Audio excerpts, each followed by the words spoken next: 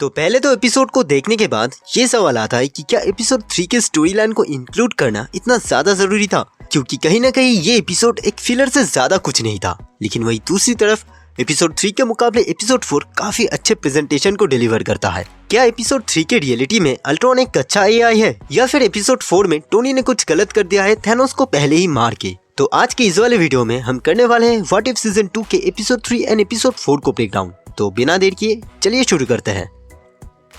तो वॉचर के अपने फेवरेट स्टोरी बताने के साथ एपिसोड 3 स्टार्ट होता है। एक ऐसी यूनिवर्स को हम डिस्कवर करते हैं जहाँ एवेंजर्स फाइट कर रहे हैं एक नए सुपर पावर के साथ। अब इसके ओरिजिन को बताने के लिए वॉचर स्टोरी को रिवाइंड करते हैं, जिसके स्टार्टिंग में हम हैप्पी को एज ऑफ अल्ट्रॉन मूवी में दिखाए गए आन लीजन के साथ देखते हैं। ये सीन ये भी रिवील करता है कि ये सब कुछ 2015 के आसपास टेक प्लेस करता है। डार्सी स्टार्क इंडस्ट्री में इंटर्नशिप की तैयारी में है, वही इन सब के बीच एंट्री लेता है डस्टिन हैमर। एमसीयू की तरह इस यूनिवर्स में भी आयरन मैन 2 के इवेंट्स के दौरान डस्टिन को अरेस्ट किया गया था, जो कि अब वापस आ चुका है टोनी से अपना बदला लेने। अब इस एपिसोड में दिखाए गए डस्टिन हैमर का कैरेक्टर एमसीयू की अपकमिंग मूवी आर्मर वर्स पे बहुत ज्यादा फोरशैडो करता है, क्योंकि एंट्री लेते ही आयरन लीजन पे अपना कब्जा जमाने से लेके खुद को हल्क में ट्रांसफॉर्म करने का भी कोशिश डस्टिन हैमर यहाँ पे करता है। बेसिकली उसका मेन मोटिव यही रहता है, पर हैप्पी एंड मारिया हिल ये दोनों मिलकर इन लोगों को हर हाल में रोकने की कोशिश करते हैं। इसके बाद अगले कुछ शॉट्स में हमें ये भी पता चलता है कि चार्विस को टेम्पोररी शटडाउन किया गया है, तो मोस्ट प्रोबेबली ये आयरन बॉट्स दूसरे किसी एआई से कंट्रोल हो रहे होंगे। मोस्ट प्रोबेबली ये एआई कोई और नहीं बल्कि अल्ट्रॉन होगा, क्योंकि हमने इसी टाइमलाइन के दौरान एमसीयू में आयरन लीजन को देखा था। अब इसी सीन के दौरान हल्क का ब्लड जिससे डस्टिन हैमर हल्क में ट्रांसफॉर्म हो सकता था, वो हैप्पी के बॉडी में इंजेक्ट हो जाता है, जिस वजह से वो धीरे धीरे ट्रांसफॉर्म होना शुरू होता है हल्क में। लेकिन यहाँ पे एक मेजर ट्विस्ट है। एमसीयू में एज ऑफ अल्ट्रॉन के दौरान टोनी ब्रूस से हल्क के क्योर के बारे में बात करता है, एक ऐसा क्योर जिसके बाद ब्रूस हल्क में ट्रांसफॉर्म तो होगा, लेकिन उसे अपने गुस्से पे पूरी तरीके से कंट्रोल रहेगा। तो इस एपिसोड में हल्क के जो भी ब्लड हमें दिखाया गया है वो मोस्ट प्रोबेबली हल्क का ब्लड नहीं बल्कि हल्क का क्योर होगा। शी हल्क सीरीज की तरह हैप्पी भी धीरे धीरे ट्रांसफॉर्म होना शुरू होता है हल्क में, लेकिन इसके बाद भी वो आउट ऑफ कंट्रोल नहीं होता एंड हल्क की तरह उसे बोलने में कोई भी प्रॉब्लम नहीं होता। अब यहाँ पे हल्क की स्किन कलर पर्पल की हुई यहाँ पे एक क्वेश्चन आ सकता है, जिसका आंसर हमें इस पूरे एपिसोड में नहीं बताया गया, पर ये चीज कॉमिक की तो इंसिडेंट्स की तरफ एक रेफरेंस है। पहले तो कॉमिक में पर्पल हल्क ब्रूस बैनर नहीं बल्कि नॉर्मन ऑसबॉर्न होता है, जो रेड हल्क की पावर से खुद को हल्क में ट्रांसफॉर्म करना चाहता है।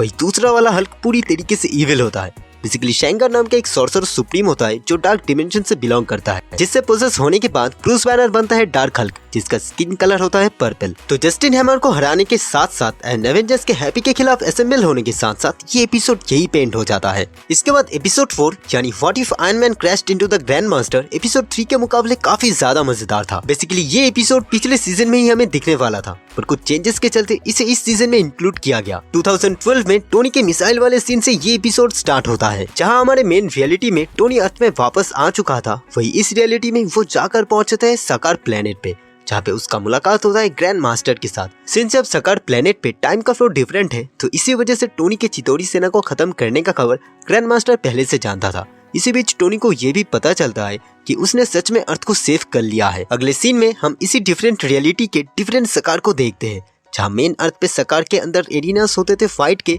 वही इस रियलिटी में रेसिंग को ऑर्गेनाइज किया जाता है। यहीं पे टोनी एंड ग्रैंड मास्टर मिलकर यहाँ के एरिनास को देखते हैं, जहाँ पे वैल्केरी के एलिमिनेट होते ही टोनी उससे मदद करने पहुंचता है एंड काफी टाइम बाद हमें आयरन मैन का एक सूट अप देखने को मिलता है। टोनी का सूट प्रॉपर तरीके से नहीं काम कर पाता कि तभी एंट्री लेती है गमोरा।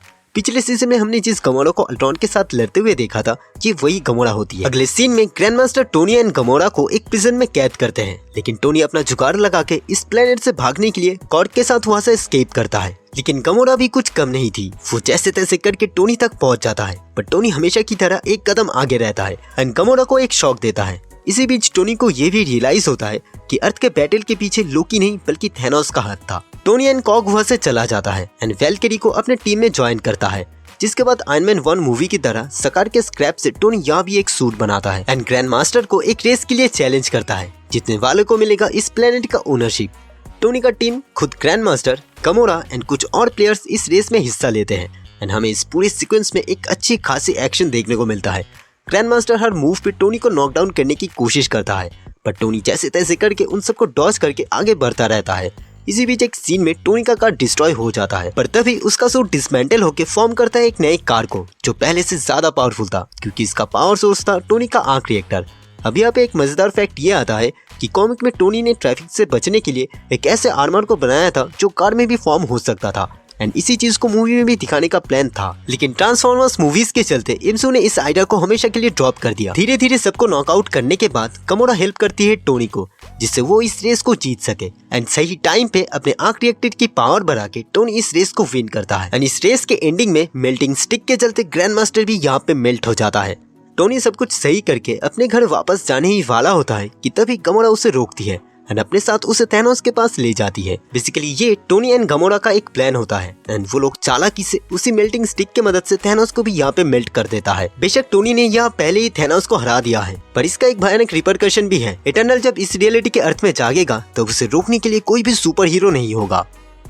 तो दोस्तों ये था वीडियो व्हाट इफ सीजन 2 के एपिसोड 3 एंड एपिसोड 4 के ब्रेक डाउन के ऊपर। आपको ये वीडियो कैसा लगा नीचे कमेंट कीजिए। अगर वीडियो अच्छी लगी तो प्लीज लाइक कीजिए, शेयर कीजिए और अगर चैनल पे नए हैं तो प्लीज सब्सक्राइब कीजिए। तो मिलते हैं अगले वीडियो में, तब तक के लिए गुड बाय।